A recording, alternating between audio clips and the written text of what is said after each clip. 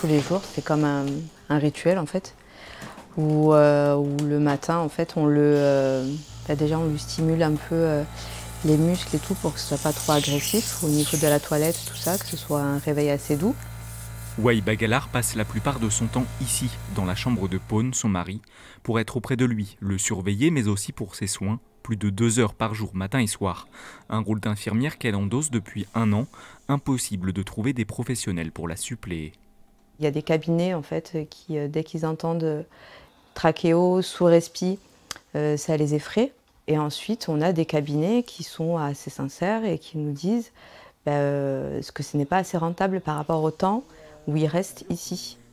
Si des infirmiers libéraux viennent effectuer des gestes techniques pour la trachéotomie par exemple, ils ne sont pas formés pour les soins plus lourds d'un patient atteint de la maladie de Charcot.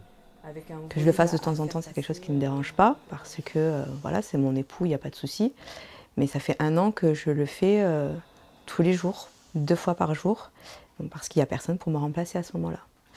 Déjà, moi, je commence à m'épuiser et je veux retrouver ma place d'épouse. Je ne suis pas une infirmière.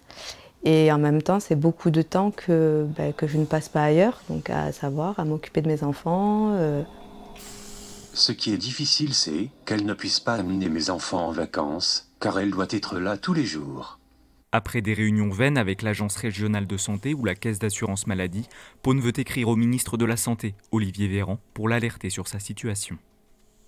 Oui, je pense que la solution sera politique. Nous arrivons au bout des solutions classiques. En attendant, avec son épouse à ses côtés, l'artiste continue son combat.